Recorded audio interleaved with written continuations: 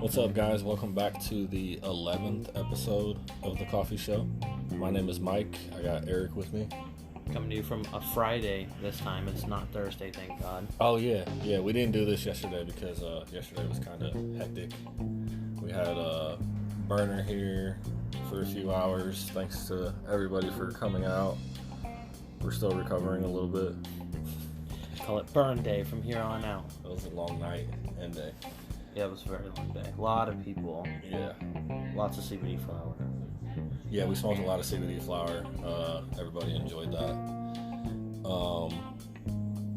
What were we supposed to remind them about? Oh, the Best of Omaha. And then podcasts are finally available on Apple as well, so you don't have to download anything special. If you're using an Apple product, you can subscribe and it'll tell you every week as soon as we upload that it's there and it's ready to listen to.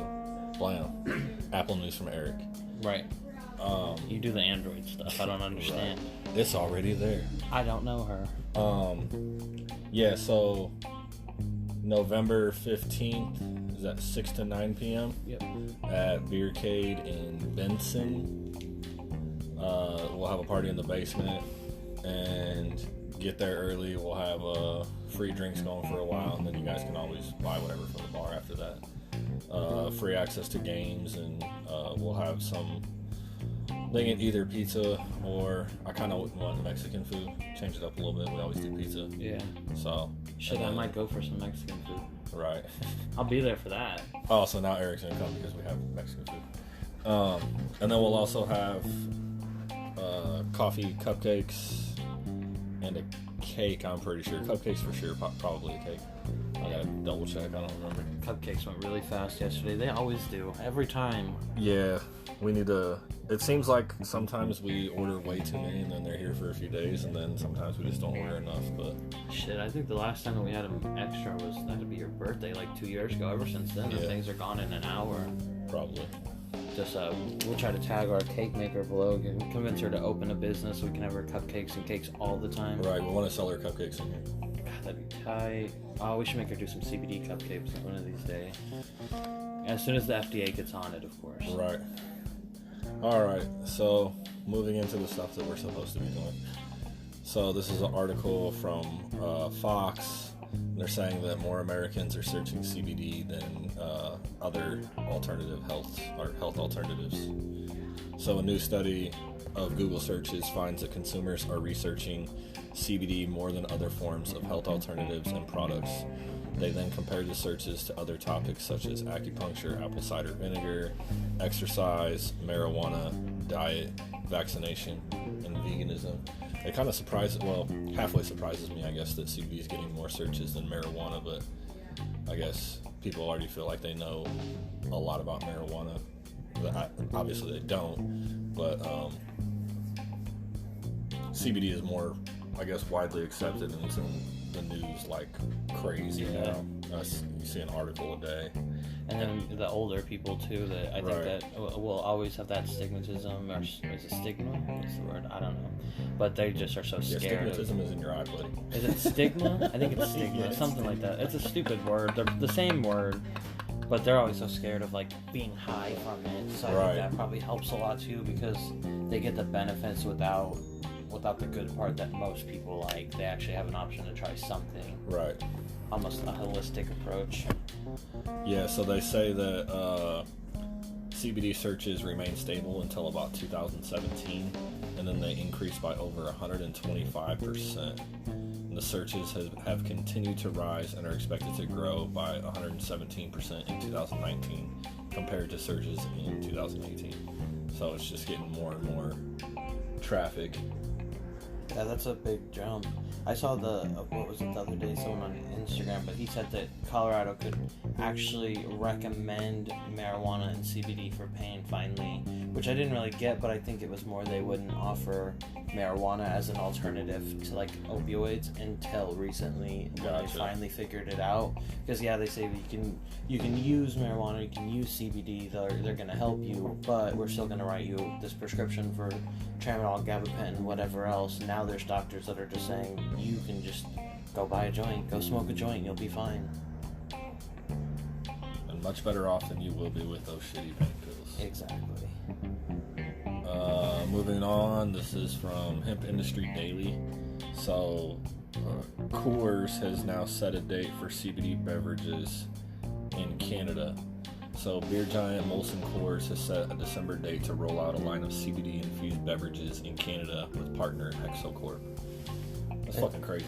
Yeah, CBD and THC is on their schedule. There's no date, but I think that Canada probably has, a little more punctuality with figuring out. I don't know what their version of the FDA is, if it would still be considered, but yeah, they have to have some sort of Food and Drug Administration. Somebody figured it out to say that you can add it to a drink and then have that as an option. I think in the stateside, it'll probably be a while. But, well, I don't know. We keep seeing these senators getting on the FDA's back about trying to rush through these CBD details. I'd hate to be working at the FDA right now. They're getting shit on by everybody. They're like, okay, everybody, screw fentanyl. Now we're worried about CBD. Right. Were they ever worried about fentanyl? Well, the one they weren't making money off of, yeah. They're worried about that unregulated fentanyl that's coming from overseas. Yeah, right. No China fentanyl, you need to buy our shit. Right, as long as they're getting that tax, that's all they care about. They're like the cartel, like, yeah, you can sell some shit, but you need to sell that shit from us. Yeah, right. As long as we take our cut, it's good to go. But if you're outsourcing, nah, that's a no from me. So, they go on to say, like you said, they're doing CBD and THC. Their distribution announcement comes just after Anheuser-Busch is talking about launching one CBD only as well in Canada. Yeah, so anybody that listens in Canada, hopefully sneak us a couple cans in the mail. Send it. You know where to find us. Address link below. I can't. I'm barred from Canada for life, so I won't be able to go and try it myself. But you want to overnight it? I'll pay for shipping. Canadian beer. Never had Canadian beer. I don't even know if it's actual beer or not. The way they make it sound is that they are the one that's processing it, and then another company. I think it's going to be a water, because they never said it's an alcohol. They're calling it goji and grapefruit. Yeah, you're right. Oh, maybe they're doing that. What's the new hippie beer called? Like the seltzer. Oh yeah. Stuff? Like White Claw and stuff. Got a White Claw with CBD. That would be lit.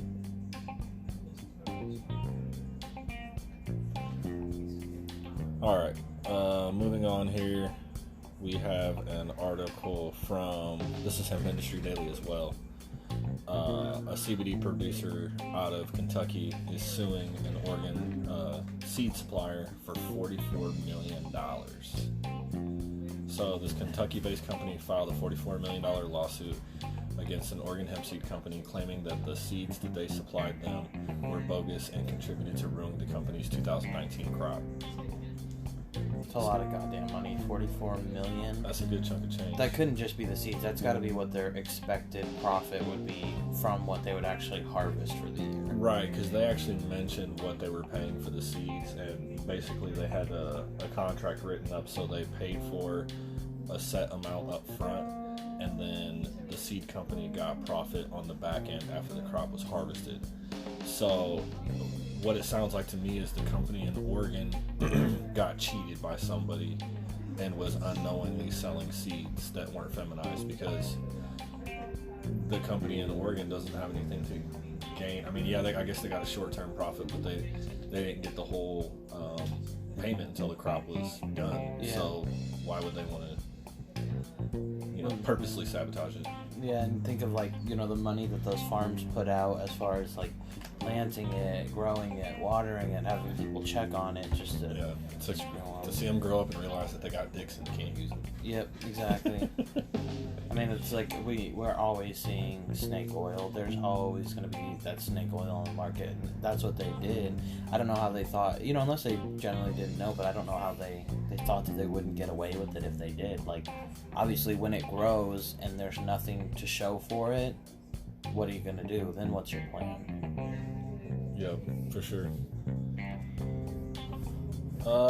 Moving on, we have an article from WTVA. Apparently, some state health and law enforcement officials are discouraging people from using CBD products. So there's one quote in here that says, "We have no idea what ingredients or amount are in these products, and without proper labeling, you do not know what you are consuming, and that is dangerous."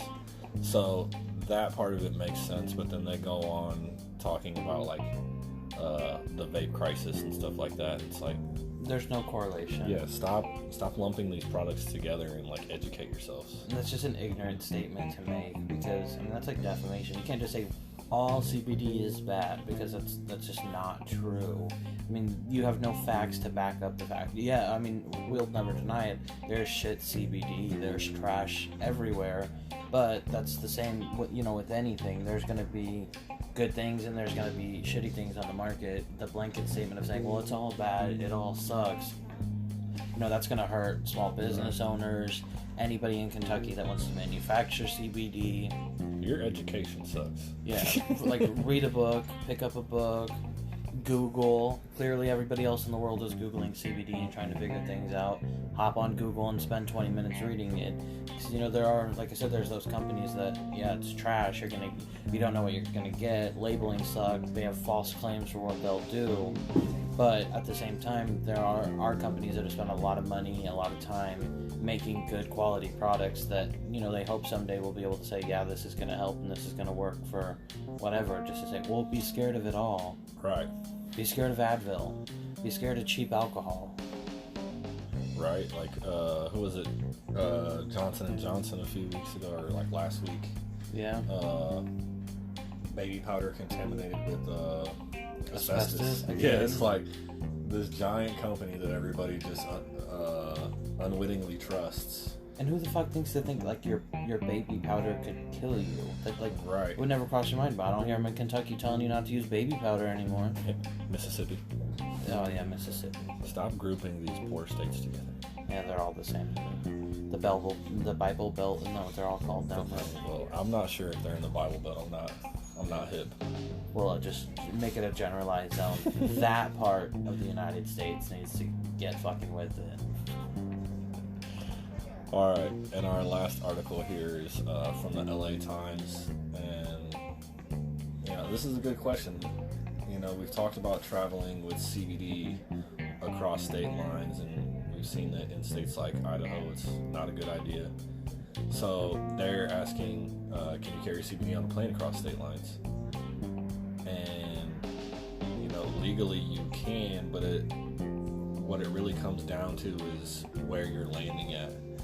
Because some of these states, like Idaho, you're going to run into problems. So then the TSA's obligation would be to report it to whatever local law enforcement agency there, and then you're going to get stopped on that end. So what they do say is you want to make sure that you got good, clear labels that they can read and see that there's less than 0.3% THC on it, because I guess that's really all they're going off of. I still wouldn't encourage anybody to just like throw some CBD flower in their carry-on, because they're definitely going to have some problems with that one. Yeah, it's definitely going to be a gray area, especially with flower becoming more and more available everywhere, as well as the quality. It seems to constantly be increasing. Sometimes you can't tell one from the other. No, yeah, just looking at them. Yeah, even like the smell's there, the look's there. It's just not worth it. That's why, even like when we sell anything here, I'm like, leave it in its packaging. Don't go put it in a Ziploc bag, because you'll get yourself in trouble. Right. Leave it in a jar and be honest about what it is. Yep. Because, you never know. And obviously anyone knows it's going to be different encounters with different people. I think that, if you're honest and respectful, then you'll have a better odds than just, being a dick about it. Right, and that's what it comes down to. That's what it comes down to when dealing with law enforcement in any sense. Like, yeah, everybody's pissed off, nobody wants to deal with them, but, if you just keep it cordial with them, 90% of the time they keep it cordial with you. Yeah. You got to understand that they got a high-stress job, too, and they have to segment that so they could go from, dealing with some crazy crackhead, and they're, stressed out about it as well, and then they got to deal with your, simple speeding ticket or improper lane change or some shit, and then you flip out on them, so they're just taking out their aggression from the previous encounter on you now. Yeah, and I'm sure they don't make enough. They're probably overworked. It Right. seems like it's constantly a problem, here in Omaha. There's never They're just enough trying to get home jobs. to beat their wives. Yeah. Only on Saturdays when the Huskers lose, Mike. It's not every day. It's just on Husker days. Super fun. See that 18% spike. Right. All right, guys. That's all we got this week. We'll catch you guys again next week. Thank you.